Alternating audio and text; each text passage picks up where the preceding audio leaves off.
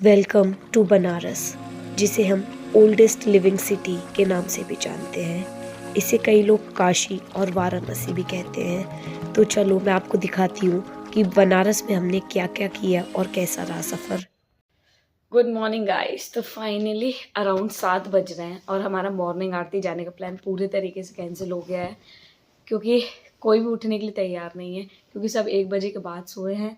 तो सबको नींद पूरी करनी है और लिटरली हमने पूरे 2 दिन के अराउंड 24 घंटे ट्रेवल किया और हम लोग बिल्कुल नहीं सोए थे ढंग से, एक लड़की के सिवा।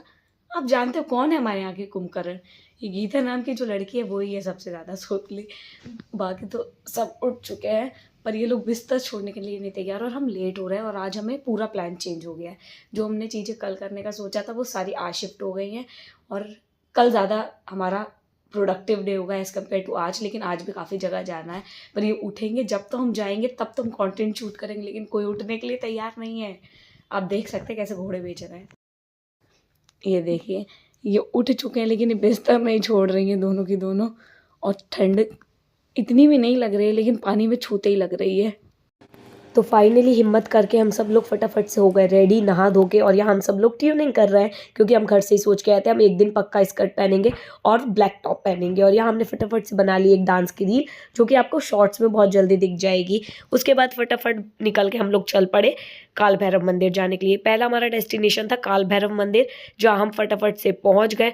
और यहाँ इतनी लंबी लाइन थी कि मैं आपको क्या बताऊँ। यहाँ की गलियाँ इतनी पतली पतली थी, जो कि मैंने सोचा नहीं था इतना ज़्यादा पतली होंगी। और यहाँ पे हम लोग फूल प्रसाद लेके निकल पड़े थे मंदिर जाने के लिए। लंबी लाइन में लगी हो जब से, बहुत लंबी लाइन है। 1 घंटा लगेगा दर्शन होने में, तब हम जाके दर्शन कर पाएंगे। इंतज़ार करते हैं। तो सबसे पहले फटाफट से काल भैरव के दर्शन करने के बाद हम लोग को लग गई बहुत तेज़ भूख और प्यास। मैं आपको लिख के दे रही हूँ, अगर आपको जिन भी शॉप पे खाने जाना है तो आप उनका एड्रेस अच्छे से पता करके आइए, क्योंकि यहाँ की गलियाँ इतनी पतली है ना कि आप कभी डेस्टिनेशन तक पहुँच ही नहीं पाएंगे, बहुत मुश्किल होती है। फिर हम लोग ने सोचा, हम लोग काफ़ी ज़्यादा थक चुके हैं, तो जहाँ जो मिल रहा है चुपचाप से वहाँ वो खा लेते हैं। तो हमने खाया मलाई हो, ये कचौड़ी, उसके बाद गन्ने का जूस पिया और फिर हम पहुँच गए काशी विश्वनाथ टेम्पल। और ये था गेट नंबर 4 पे। फाइनली पहुँच गए हैं।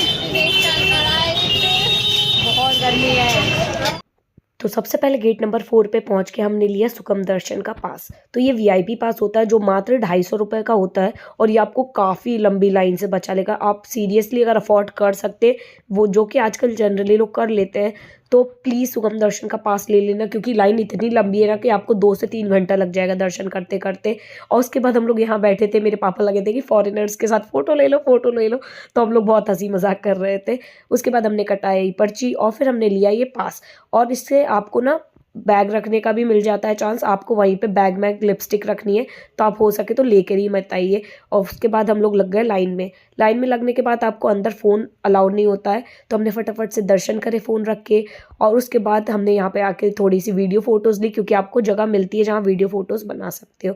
और दर्शन इतने प्यारे हुए कि मैं आपको क्या ही बताऊँ, बहुत लंबी लाइन थी। सो फाइनली गाइज हमने काशी विश्वनाथ के दर्शन कर लिए और दर्शन हमारे बहुत प्यारे हुए हैं। बस कुछ लोग हैं जो भगवान ही देखना भूल गए थे, लेकिन कोई बात नहीं, हमारे काफ़ी अच्छे दर्शन और बहुत जल्दी भी हो गए।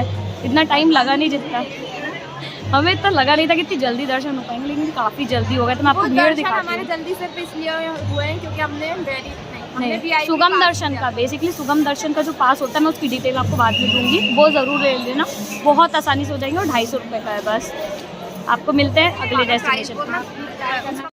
यहाँ पे आपको और भी बहुत सारे मंदिर मिलेंगे जो काफ़ी अच्छे हैं। अन्नपूर्णा मंदिर काफ़ी अच्छा, आप देखना जरूर वहाँ पे। और चावल लेकर आना।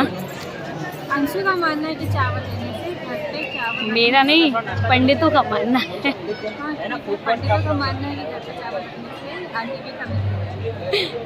डन। तो यहाँ पे हंसी मजाक करने के बाद हम लोगों ने यहाँ पे काफ़ी फ़ोटो वीडियो ली और उसके बाद हमें लग गई बहुत तेज़ भूख।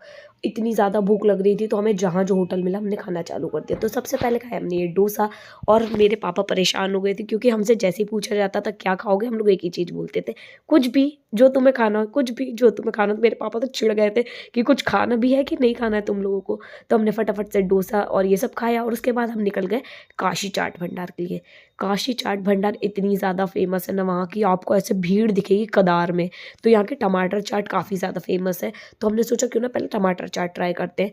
तो यहाँ पे अंकल इस तरीके से घूर रहे थे जैसे मैं पहली लाइफ में इंसान हूँ जो वीडियो बना रही थी। तो सबसे पहले ट्राई किया टमाटर चाट, जो टेस्ट में अच्छी लगी। हाँ, मुझे प्रीटी एवरेज और काफ़ी अच्छी लगी, लेकिन उससे अच्छी थी यहाँ की आलू चाट। तो आप वो ज़रूर ट्राई करना, आलू टिक्की चाट। पर हमारे साथ एक स्कैम हो गया, हमने आलू टिक्की चाट मांगी और उन्होंने हमको दे दी पालक पत्ता चाट। तो हमने तीनों ही टेस्ट कर ली। मुझे पालक पत्ता चाट पर्सनली काफ़ी अच्छी लगी थी, ठंडी ठंडी थी तो गर्मी में काफ़ी अच्छा लग रहा था। और वैसे तो हम ठंड के टाइम गए, लेकिन वहाँ इतनी ज़्यादा क्राउड है ना कि ऑटोमेटिकली गर्मी आ गई। आप मेरी बहन का चेहरा देख ही सकते कि उसको पालक पत्ता चाट बिल्कुल पसंद नहीं आई, लेकिन मुझे अच्छी लगी थी। तो सारी चाट ट्राई करने के बाद हम निकल पड़े आगे के लिए। और यहाँ पे लेकिन मैंने टमाटर चाट जो खाई थी वो हम पूरी ख़त्म भी नहीं कर पाए थे, मैं आपको सच बताऊँ तो वो फिक गई थी आधी। तो उसके बाद हम ये रजाई सरदार करके कुछ लस्सी की दुकान थी, यहाँ पे आ गए।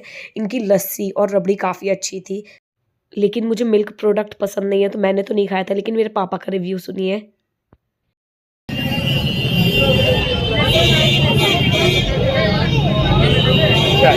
अच्छा है, मीठा नहीं, हेलो। इसके बाद हम निकल गए थे दशाश्वमेध घाट के लिए, जहाँ पे इतना ज़्यादा क्राउड था ना। अगर आपको दशाश्वमेध घाट पे गंगा आरती देखनी है तो आपको 4:30 से पहले तो आ ही जाना है, वरना आपको देखने को ही नहीं मिलेगा। लोग यहाँ पे लिटरली इवन दब दब के ना बीमार होने लगे थे, इतनी ज़्यादा भीड़ थी। उसके बाद यहाँ आरती हुई और आप आरती देख ही सकते कितनी प्यारी थी।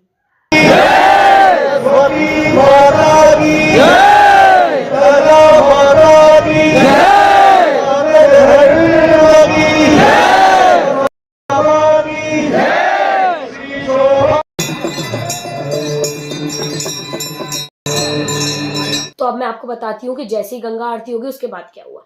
गंगा आरती खत्म हुई और वहां पे ऑलमोस्ट 3000 लोग खड़े थे उस टाइम पे। 3000 लोग एक साथ निकलेंगे तो आप सोच ही सकते कितना रश होगा।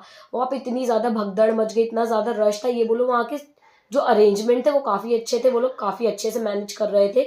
जैसे ही लोग निकले सब लोग धीरे धीरे करके निकलना चालू हो गए। तो आप प्लीज जिसके भी साथ जाए आखिरी टाइम पे तो उसका हाथ पकड़ के रखे, वरना आप आगे पीछे हो ही जाएंगे। और फिर हम निकले और हम गए वहां से गडोलिया चौक, जहाँ पे हम खाना खाना था।